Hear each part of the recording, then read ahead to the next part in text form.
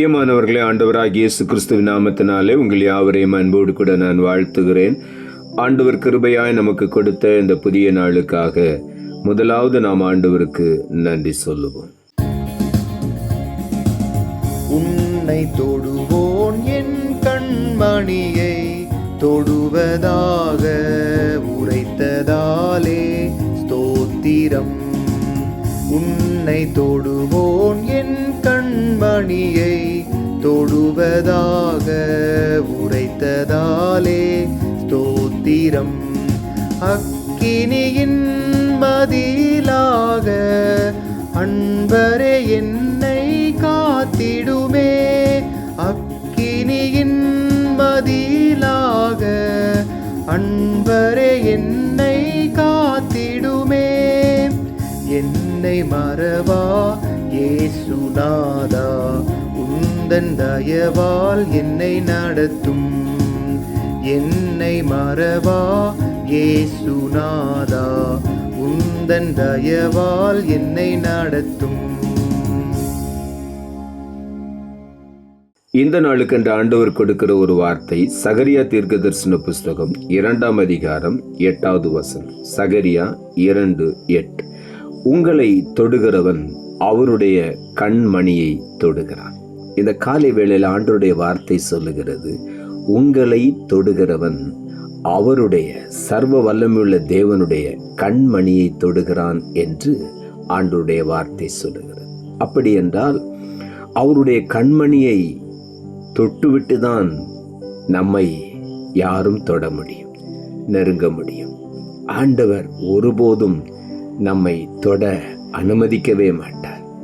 நம்மை தொடுகிறவன் அவருடைய கண்மணியை தொடுகிறான். ஆகவே தான் ஆண்டவர் சொல்லுகிறார், உங்களை என்னுடைய கண்மணியைப் போல நான் பாதுகாக்கிறேன் என்று. ஆகவே தான் ஆண்டவருடைய வார்த்தை இப்படி சொல்லுகிறார், உங்களை தொடுகிறவன் அவருடைய கண்மணியை தொடுகிறார். அவ்வளவாய் நம்மை ஆண்டவர் கண்மணியை இமை மூடி பாதுகாக்கிறது போல நம்மை பாதுகாக்கிற தேவனாயிருக்கிறார். ஆகவே ஒன்றையும் குறித்து நாம் கவலைப்படாமல் கலங்காமல் ஆண்டவரை மாத்திரம் நம்பி அவரை பற்றி கொண்டிருப்போம். ஏசாயா தீர்க்கதரிசன புஸ்தகம் 54ஆம் அதிகாரம் 17ஆம் வசனம் சொல்லுகிறது, உனக்கு விரோதமாய் உருவாக்கப்படும் எந்த ஆயுதமும் வாய்க்காதே போல், உனக்கு விரோதமாய் நியாயத்தில் எழும்பும் எந்த நாவையும் நீ குற்றப்படுத்துவாய் என்று ஆண்டவருடைய வார்த்தை சொல்லுகிறது. கண்மணியைப் போல நம்மை பாதுகாக்கிற தேவன், நம்மை தொடுகிறவன் அவருடைய கண்மணியை தொடுகிறான் என்று சொன்ன ஆண்டவர் இங்கே சொல்லுகிறார், உனக்கு விரோதமாய் உருவாக்கப்படுகிற எந்த ஆயுதமும் வாய்க்காதே போய்விடும் என்று சொல்லுகிறார். உனக்கு விரோதமாய் நியாயத்திலே எழும்பி உன்னை குற்றப்படுத்துகிற எந்த நாவையும் நீ குற்றப்படுத்துவாய் என்று இந்த காலை வேளையில் ஆண்டவர் நமக்கு அந்த அதிகாரத்தை, அந்த வல்லமையை கொடுத்திருக்கிறார். ஆகவே நாம் ஒன்றையும் குறித்து கவலைப்படாதபடி பயப்படாதபடி ஆண்டவரை மாத்திரம் நாம் பற்றி கொள்வோம். ஏசாயா தீர்க்கதரிசன புஸ்தகம் 49ஆம் அதிகாரம் 16ஆம் வசனம் சொல்லுகிறது, இதோ என் உள்ளங்கைகளில் உன்னை வரைந்திருக்கிறேன், உன் மதில்கள் எப்பொழுதும் என் முன் இருக்கிறது. நம் ஒவ்வொருவரையும் ஆண்டவர் தம்முடைய உள்ளங்கைகளிலே வரைந்து வைத்திருக்கிறார். ஒன்றும் நம்மை சேதப்படுத்த முடியாது, ஒரு கண்களும் நம்மை பார்க்க முடியாது. கர்த்தர் தம்முடைய உள்ளங்கையிலே நம்மை வரைந்து வைத்து மறைத்து கொள்ளுகிறார், கண்மணியைப் போல பாதுகாக்கிறார். எரேமியா தீர்க்கதரிசன புஸ்தகம் 1ஆம் அதிகாரம் 8ஆம் வசனம் சொல்லுகிறது, ஆண்டவர் எரேமியாவை பார்த்து சொல்லுகிறார், நீ அவர்களுக்கு பயப்பட வேண்டாம், உன்னை காக்கும்படிக்கு நான் உன்னுடனே இருக்கிறேன் என்று கர்த்தர் சொல்லுகிறார். இந்த காலை வேளையிலே எரேமியாவோடு சொன்ன ஆண்டவர் நம் ஒவ்வொருவரையும் பார்த்து சொல்லுகிறார், உனக்கு எதிராக எழும்புகிறவர்களுக்கு நீ பயப்பட வேண்டாம். உன்னை பார்த்து பலவிதமான கடும் சொற்களை சொல்லுகிறவர்களுக்கு நீ பயப்பட வேண்டாம். உன்னை காக்கும்படிக்கு நான் உன்னுடனே இருக்கிறேன் என்று இந்த காலை வேளையில் ஆண்டவர் சொல்லுகிறார். யோசுவா புஸ்தகம் 1ஆம் அதிகாரம் 5ஆம் வசனத்திலே கர்த்தர் யோசுவாவை பார்த்து சொல்லுகிறார், நீ உயிரோடு இருக்கும் நாளெல்லாம் ஒருவனும் உனக்கு முன்பாக எதிர்த்து நிற்பது இல்லை. நான் மோசையோடு இருந்தது போல உன்னோடும் இருப்பேன். நான் உன்னை விட்டு விலகுவதும் இல்லை, உன்னை கைவிடுவதும் இல்லை. யோசுவாவை பார்த்து ஆண்டவர் அந்த வார்த்தையை சொல்லுகிறார். காரணம், மோசே கூடாரத்துக்குள் பிரவேசிக்கும் பொழுது ஆண்டவர் மேக ஸ்தம்பத்தில் அந்த கூடாரத்தின் மேல் வந்து இறங்குவார். அந்த கூடாரத்தை விட்டு மோசே வெளியே வரும் பொழுது யோசுவா அந்த கூடாரத்தை விட்டு பிரியாமல் இருந்தான் என்று வேதம் சொல்லுகிறது. என் எஜமானோடு பேசின ஆண்டவர் என்னோடும் பேச வேண்டும் என்று அவருடைய சத்தத்திற்காக அவன் காத்திருந்தான். ஆண்டவருடைய சத்தத்தை கேட்கும்படி அந்த கூடாரத்தை விட்டு பிரியாமல் இருந்தான் என்று வேதம் சொல்லுகிறது. ஆகவே தான் மோசேக்கு பிறகு ஆண்டவர் யோசுவாவை தெரிந்தெடுத்து இஸ்ரவேல் ஜனங்களை வழிநடத்தினார். அப்பொழுதுதான் ஆண்டவர் யோசுவாவை பார்த்து சொல்லுகிறார், நீ உயிரோடு இருக்கும் நாளெல்லாம் ஒருவனும் உனக்கு முன்பாக எதிர்த்து நிற்பதில்லை. நான் மோசேயோடு இருந்தது போல உன்னோடும் இருப்பேன். நான் உன்னை விட்டு விலகுவதில்லை, உன்னை கைவிடுவதும் இல்லை என்று ஆண்டவர் சொன்னார். இந்த காலை வேளையில் நம்மையும் பார்த்து சொல்லுகிறார், நீ உயிரோடு இருக்கும் நாளெல்லாம் ஒருவனும் உனக்கு முன்பாக எதிர்த்து நிற்பது இல்லை. உன்னை என்னுடைய கண்மணியைப் போல நான் வைத்திருக்கிறேன். ஆகவே நீ எதை குறித்தும் கலங்காதே என்று இந்த காலை வேளையில் ஒவ்வொருவரையும் பார்த்து ஆண்டவர் சொல்லுகிறார்.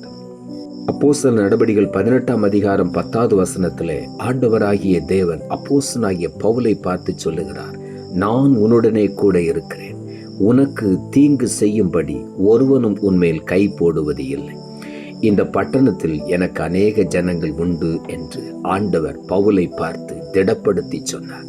நான் உன்னுடனே கூட இருக்கிறேன், உனக்கு தீங்கு செய்யும்படி ஒருவனும் உன்மேல் கை போடுவது இல்லை. நான் உன்னை அப்படி விடமாட்டேன், ஒருவனும் உன்மேல் கை போட நான் விடமாட்டேன் என்று சொல்லி ஆண்டவர் அன்றைக்கு பவுலை பார்த்து சொன்னார்.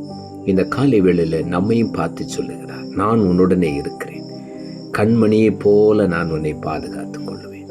உன்னை தொடுகிறவன் என்னுடைய கண்மணியை தொடுகிறான். ஆகவே எதுவும் உன்னை தொடாதபடிக்கு நான் உன்னை பாதுகாத்துக் கொள்வேன் என்று ஆண்டவர் இந்த காலை வேளையில ஒவ்வொருவரையும் பார்த்து ஆண்டவர் சொல்லுகிறார். ஆகவே உள்ளத்தின் ஆழத்திலிருந்து நம் ஆண்டவருக்கு நன்றி சொல்லுவோம். உங்களை தொடுகிறவன் அவருடைய கண்மணியை தொடுகிறான். நம்மை ஒருவன் தொட முடியுமானால் அவருடைய கண்மணியை தொட்டுவிட்டு தான் நம்மை தொட முடியும். அவ்வளவாய் ஆண்டவர் கண்மணியை போல நம்மை பாதுகாக்கிறார். ஆகவே எதை குறித்தும் பயப்படாதபடி, அஞ்சாதபடி தைரியமாய் நாம் முன்னேறி செல்வோம். அநேக நன்மைகளை, ஆசீர்வாதங்களை நாம் சுதந்திரித்துக் கொள்ளும்படி ஆண்டவர் நம்மை வழிநடத்தி கொண்டு வருகிறார். ஆகவே எதை குறித்தும் பயப்படாதபடி நாம் முன்னேறி செல்வோம். கர்த்தர் நம்மை விட்டு விலக மாட்டார். அவர் நம்மோடு கூட இருக்கிறார். நமக்கு அநேக அதிசயங்களை, அற்புதங்களை அவர் செய்யும்படி ஆவலோடு கூட இருக்கிறார். ஆகவே எதை குறித்தும் கவலைப்படாதபடி, யாரை குறித்தும் பயப்படாதபடி ஆண்டவரை மாத்திரம் நோக்கி கடந்து செல்வோம், முன்னேறி செல்வோம். கர்த்தர் நம்மை வழி நடத்துவார், அதிசயங்களை காண பண்ணுவார். ஆகவே தைரியமாய் ஆண்டவரை நாம் பற்றி கொள்ளுவோம். ஒருபோதும் அவர் நம்மை கைவிட மாட்டார். நாம் ஜெபிப்போம். அன்புள்ள ஆண்டவரை, கிருபையா நீர் கொடுத்த இந்த புதிய நாளுக்காய் மறுபடியும் உமக்கு நன்றி சொல்லுகிறோம். ஆண்டவர் கொடுத்த ஜீவனுள்ள வார்த்தைக்காக நன்றி. உங்களை தொடுகிறவன் அவருடைய கண்மணியை தொடுகிறான் என்ற வார்த்தையை கொடுத்தேன். இந்த காலை வேளையில வசனத்தை கேட்டுக்கொண்டிருக்கிற ஒவ்வொருடைய வாழ்க்கையிலும் அவளுக்கு விரோதமாய் பல காரியங்கள் எழும்பி இருக்கலாம். ஆண்டவர் இந்த காலை வேளையில சொல்லுகிறேன், கண்மணியை போல உன்னை நான் பாதுகாக்கிறேன். உனக்கு விரோதமாய் உருவாக்கப்படுகிற எந்த ஆயுதமும் வாய்க்காமல் போகும். உனக்கு விரோதமாய் நியாயத்தில் எழும்புகிற எந்த நாவை நீ குற்றப்படுத்துவாய். நான் உன்னை என் உள்ளங்கையில வரைந்து வைத்திருக்கிறேன்.